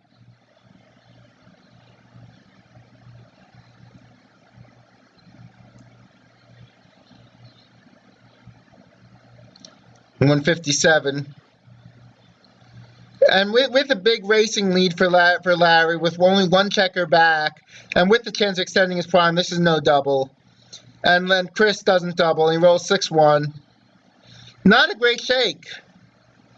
He can make the bar point, but it would leave a lot of blots. That was another reason Chris couldn't double. He's got too many blots. He can't clean them all up. He wants to make the bar, but it's at the cost of leaving a double shot. So now, but again, he duplicates Larry's small numbers. Right? He's got 1s and 2s are really good for making points. They also hit. Now Larry's got a hit here.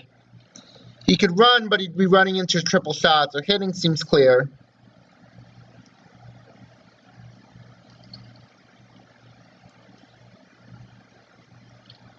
$5-4, and to me, he's got to anchor, right? Larry is threatening to build a prime by hitting on the 5 point, so making the anchor seems right.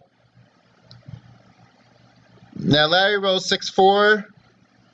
He'll hit for nothing else, just to take buy some time. Maybe Chris will fan, and then Larry will roll something that allows him to move his back checker. Larry passes. I thought that was a big take. That is a big surprise to me. Larry's I would have taken that. He was a bit short on time. Maybe he didn't want to think about it, but it's an important cube decision. Unless Larry was really sure he wanted to pass, you got to use your time for that. So it's the famous two-way score where with both players play it correctly, it's equivalent to double match point. Chris should just double right away, and the reason is if you don't double when you're better, then your opponent will just double when he's better, and he'll make it a 1 point match. He'll make it double match point. So when both sides are 2 away from winning the match, as soon as there's any way that you could lose your market, as soon as there's any way your opponent might not be able to take next turn, you got to double. 4-2, I'd make the 4 point. The 9 point would be nice, but Larry already has his 3 points. And points 6 away from each other aren't good because they can't be part of the same 6 prime. So Larry's play seems correct. Double 4 is a great shot. And since gammons don't matter, I would count the race up here, and if I'm ahead as Chris, I would just keep running.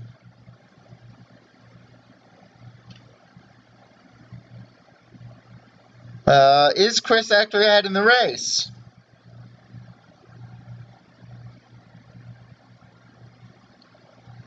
I think so, in which case he should have run, I think, the back checkers all the way.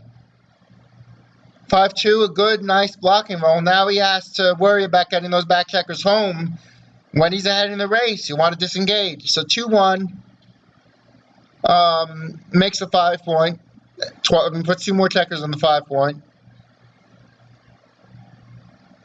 2-5.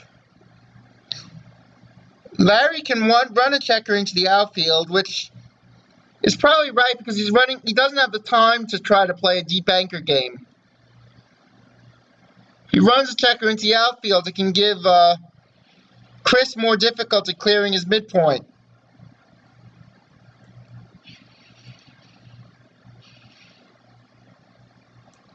So Larry takes his time here. Runs out.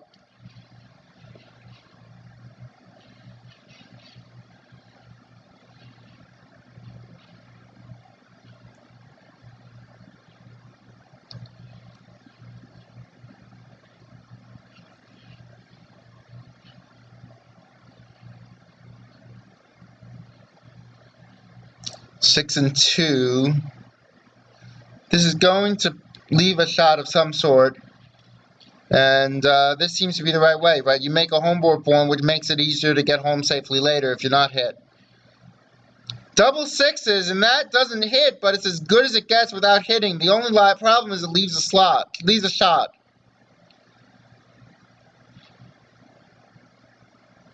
Yeah, that leaves a shot, but it gets a nice race lead. Now, if you're going to get a race lead, why don't you clear the 17 point, right? You want to clear the hardest point. Now, it does certainly look like Larry's ahead in the race, in which case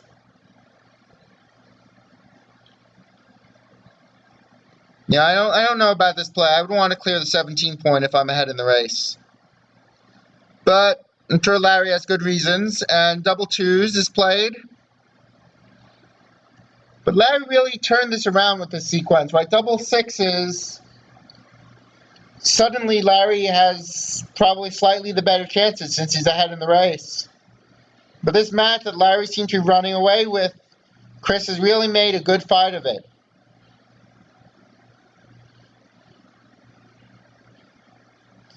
Double twos for Chris.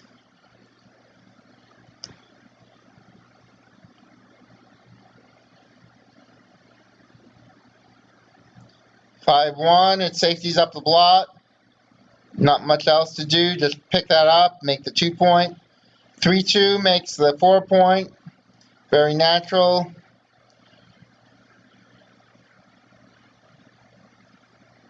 Four one. Keeps the landing spot on the bar point. This seems right. Also saves a 6. So most of his 6s he can play safely next turn. Is that a 6 and a 4? So that means that's another safe play here. And now Chris may have to break something this turn. Double fours. He does have to break, but not in a bad way. Double fours, he can run all the way to the 12 point. This is the play if he's ahead in the race, I think. 41, 50, 57, 93, 95 for him. 81 for white. That doesn't seem right. So 5-4 for white. 4-1. Chris only had so much time to think about that, naturally. He's got 56 seconds left on his clock. 6-2 comes in. I would have played 6-4 for just making the race a little better rather than 3-1. Not a huge deal, but I think that's a little inaccurate. 6-4. Just clear that point. Yeah, don't leave any even fly shots here. You don't need to. Let Larry leave the first shot. 4-5. And now it's any 8 is great news for him, but that's a 9. That's a 9. Now he doesn't want to kill his racing chances. It's still a close race. So I would just play one checker around. He could play totally safe, but by putting the checkers deep, he's hurting his racing chances, and the race is close. So I don't agree with this play. You're preventing, sure, now the opponent doesn't hit with 9s, but it doesn't seem worth it to hurt your racing chances so much, especially when Larry doesn't have a closed board. But these guys play a lone match and time pressure, and you know what? They might know better than I do. They're the ones playing here, not me, after all. 5-1, that's very bad for Chris. He's got to leave a shot. Another reason maybe they should have played his 5-4 differently last turn. Now he's got to leave a direct shot. He's got to count up which is fewer shots. Surely that involves just keeping the ace going, and that's what he does. 5-1. And now it's Larry's turn to leave a shot. And he again plays it the safest way he can. Just any 2 and double 1. So 1/3 of the time he'll get hit. And I can't read the dice, but he does not hit. Now it's a race, and now Chris has a really good chance with double 4s for Larry. 3-2 brings the checker in. Now Larry ahead. 4-2 takes 2 checkers off. 4-1 takes a checker off. 6-1 takes 2 off. Larry way ahead. And it looks like Larry, after almost letting Chris back into the match, well, after letting him back into the match, even letting Chris get a lead, might pull this out. That's 6 at a small number. And now Chris needs a set somewhere. He can still win, but he needs 5s are better than 3s are better. And double 5s ends it. Congratulations, Larry. He moves on in the Masters. Exciting match. A lot of fun. Jack Edelson signing off with the voice of Backgammon. Thanks, everyone, for watching. Hope you join us again this weekend. We'll have lots of great matches streaming.